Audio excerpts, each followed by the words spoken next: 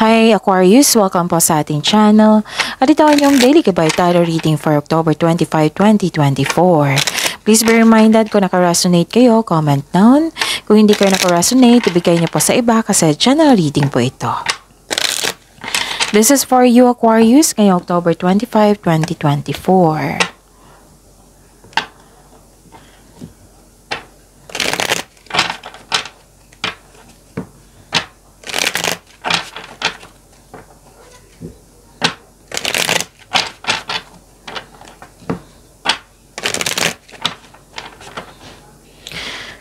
Para po ito sa inyo Aquarius ngayong October 25, 2024. Maraming salamat po sa patuloy na tiwala sa suporta sa ating channel at maraming salamat din po sa mga hindi nag-skip ng ads. Gamitin ang reading na ito bilang gabay lamang. Sa mga hindi pa nag-subscribe, subscribe na po kayo at click bell notification para malaman nyo na may bago tayong video. Para sa mga gusto magpa-reading po, may lumabas dyan sa screen nyo ngayon. Panoorin nyo po at sundin ang instruction. Calling the attention sa mga suki ko dito na Aquarius. Open na po inyong Madikabay Tarot reading for November 2024. May 6 months from now reading tayo at love life reading po. So message me Aquarius for schedule. Maraming salamat po. Spirit Guide, mga ganap po para kay Aquarius ngayong October 25, 2024. I need 3 cards po.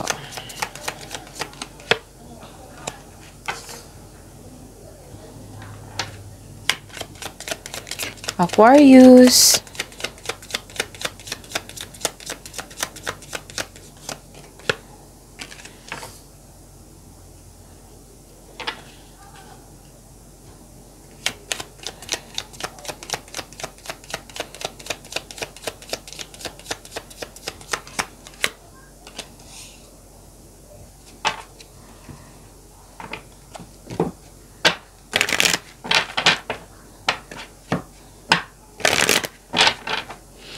Spirit's Guide, message siya po para kay Aquarius ngayong October 25, 2024. I need 2 cards po.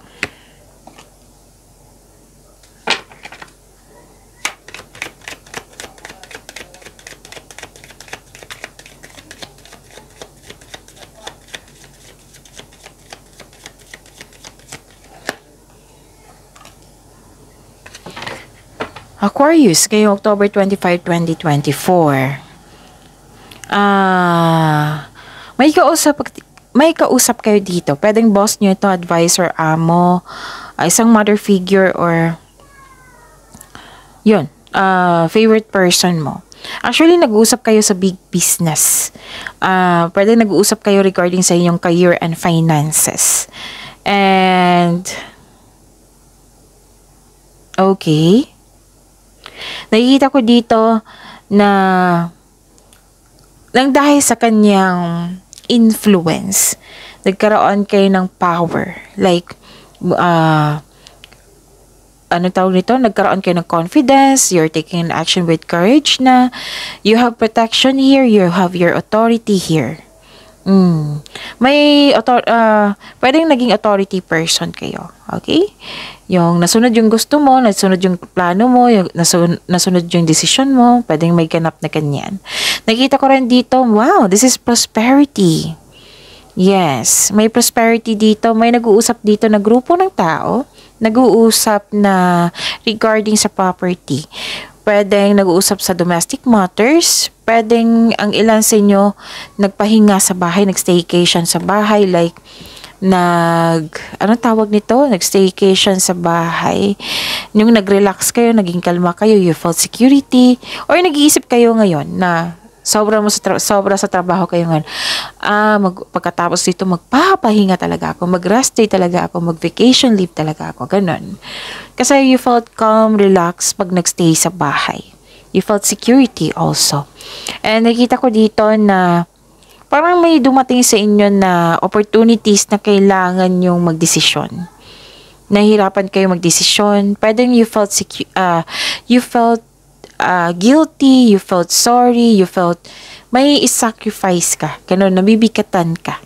Pwedeng desisyon talaga to. Nabibigatan ka sa paggawa ng desisyon. Or nahihirapan ka ngayon, nagkaroon ng hardship. Ganon. Okay? May overthinking din ako nakita dito. So, you should stop overthinking kasi it can steal your energy. Madadrain yung energy mo yan. Happiness and opportunities. Okay? So, overthinking pa rin to eh. Clear the air. So, clear your mind. You should stop overthinking. And, instead na maging karoon ng stagnation, yung pagtigil, action ang kailangan dito. Begin now. Take your first step. Move forward. Move. Action. Spirit's Guide. Ano po yung energy ni Aquarius ngayong October 25, 2024? And the clarification of this card po.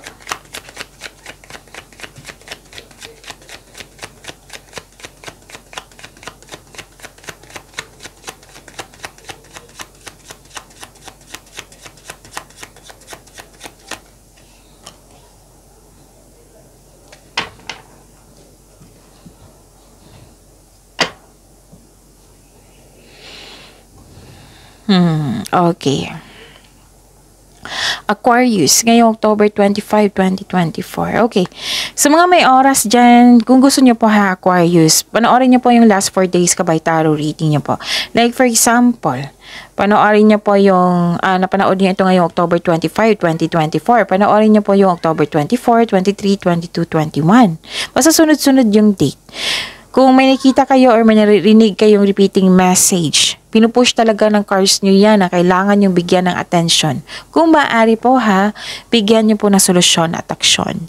Remember Aquarius, at the end of the day, alam mo na ikaw lang taong may kakayahan at responsable na gumawa ng sarili mong katotohanan at kinabukasan. Okay. What is your energy? Nahihirapan kang mag-move on. Ito pala yung hardship na tinutukoy dito. Ito, difficulties in moving on. Pwede din may delay sa plano, delay sa travel, delay sa paglipat ng bahay. May naalala kayo sa nakaraan na iniiwasan nyo ito, pero bumalik na naman. Pwedeng naalala nyo or nagparamdam ito. At sa mga nangyari, nahihirapan kayong mag-move forward. So, ito pala yung hardship na tinutukoy dito. So, ito, accept this message from the universe. Move forward, take an action. It's time to begin now and clear the air. So, you should stop overthinking. Kasi nga, nakakasama yan sa iyo. Hindi ka magiging happy niyan kung overthinking ka lang parate. So, free yourself and you deserve to be happy. Okay? Ano pa?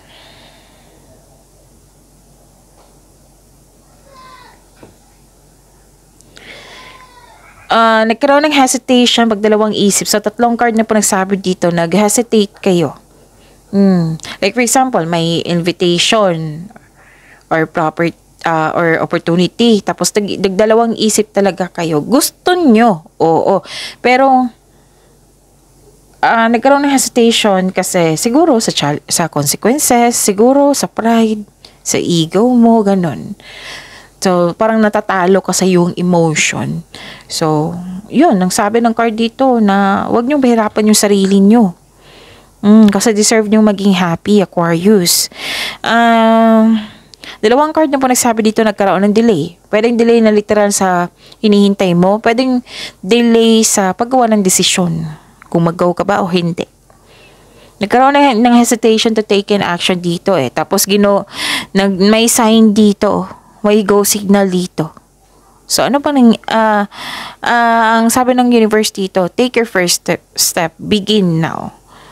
Karoon ka ng hesitation dito to take an action. So, huwag kayo mag-hesitate kasi may go signal dito. Aquarius, nagkaroon ng disconnection sa isang tao. Isip-isip mo siya. Or nagpaalala siya, siguro message siya sa iyo or tumawag siya sa iyo. Ayun, naguguluhan ka. So, free yourself, Aquarius. Huwag niyo pahirapan yung sarili niyo. Oo. Kasi itong ego na ito, itong pride na ito, matatalo ka, kung hayaan mo, matatalo ka talaga niyan. Tapos, hindi ka magiging happy. So, ano ba ng dapat? Importante. You have to let go. Free yourself. You deserve to be happy. Show your kindness to everyone. Yung pairalin mo yung pagmamahal. I know you are umiiwas kang masaktan, umiiwas ka sa pagkakamali. Pero sa pagkakamali dyan tayo magiging strong. Actually, kahit i-research pa natin to. So, wag tayong matakot. Be brave. Face your fears. Kasi parang natatakot ka dito eh. Bakit naman? Huwag kayong matakot. Spirit's Guide. Career and money po ni Aquarius ngayong October 25, 2024.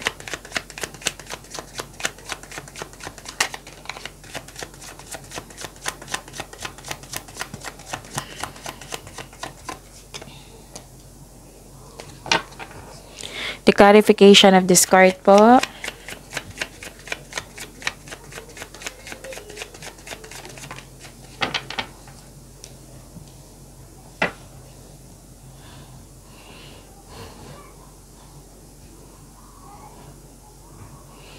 Okay. Sa career and money, may magaganap na signing of contract. May magaganap na challenges sa work. Pero huwag kayong mag-alala dahil positibo naman ang outcome nito. Kung may job interview or negotiation ka ngayon, maaari maging successful ito. Sa financial man, mabalanse mo na ang kaperahan mo at may improve pa ito. May pagkakaayos dito. May justisya na parating. So this card asks you to use your logic and remain objective. Dahil ito ay nakatulong na ma-uncover mo ang katotohanan sa isang sitwasyon. May positive outcomes in legal matters. Yes, mananalo ka.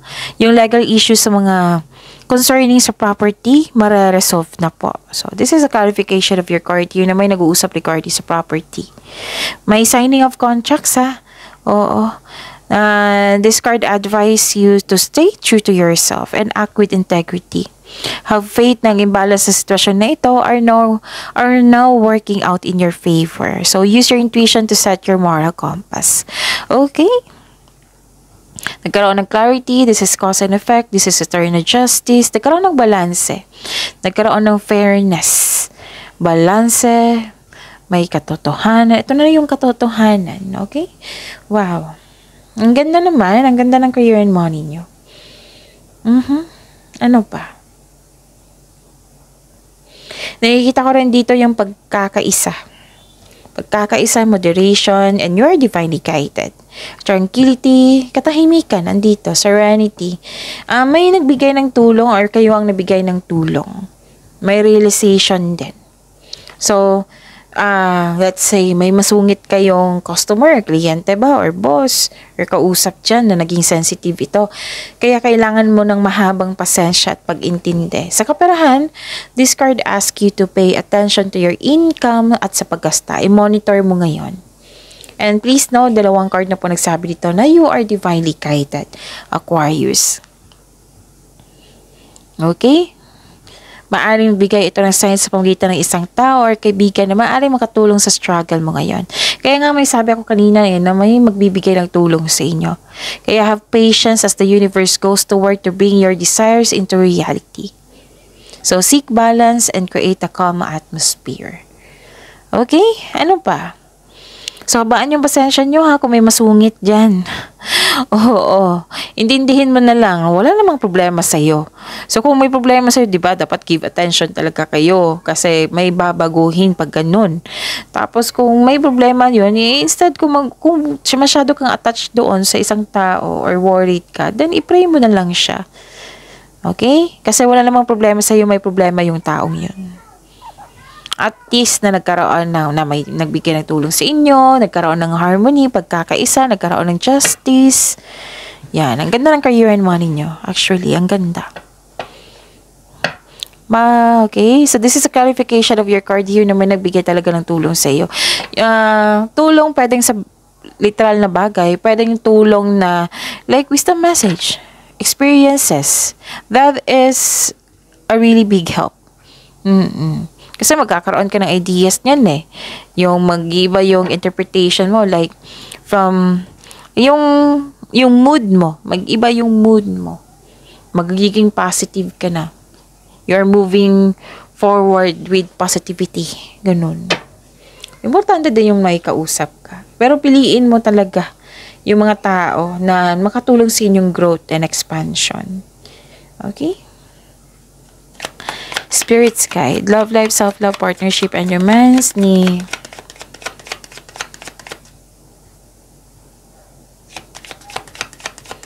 Aquarius kay October 25, 2024. And the clarification of this card po.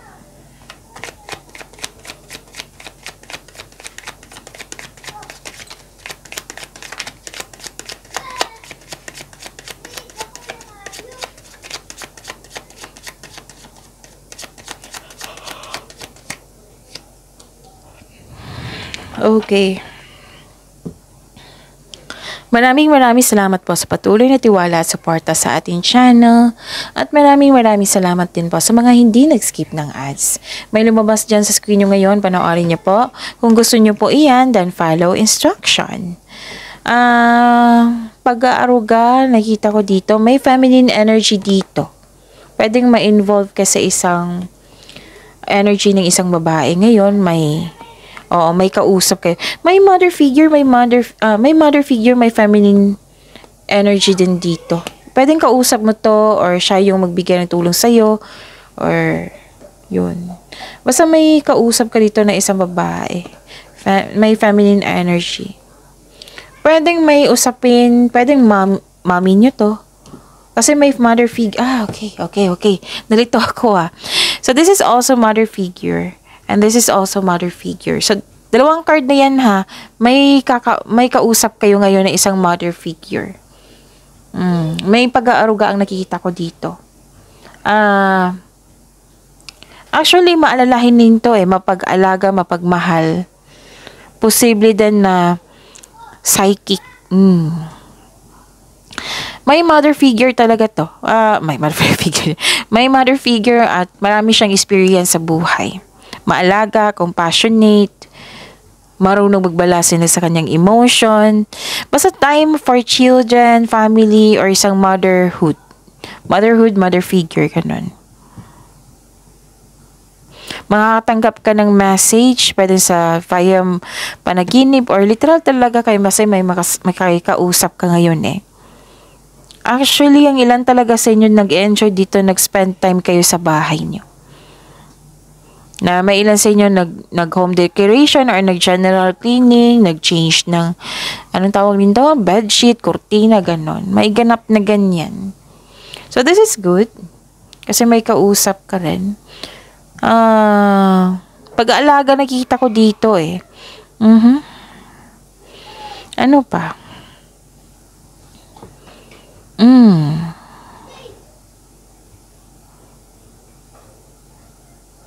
Okay. Bakit nabigo ka dito? Nasaktan ka before. May issue sa nakaraan. Nasaktan ka. Pwedeng napag-usapan nyo ngayon. Oo.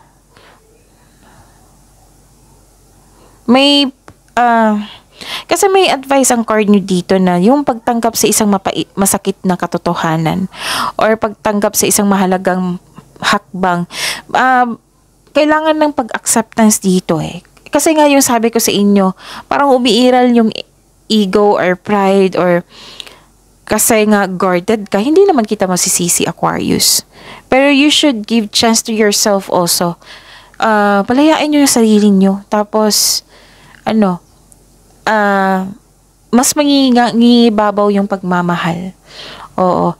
Diba ang gaan-gaan yan? Parang kinukulong nyo yung sarili mo Parang na-trap ka, na mismo kayo ang dapat makawala dyan. Oo. Walang iba, kundi kayo mismo ang makawala dyan. Ganun. Pagalingin nyo po daw yung sarili nyo. Heal yourself. Kasi nasaktan ka before I-process mo po daw ito.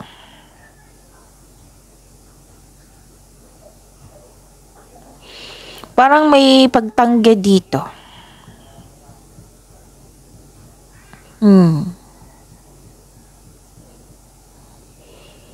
may third party issue.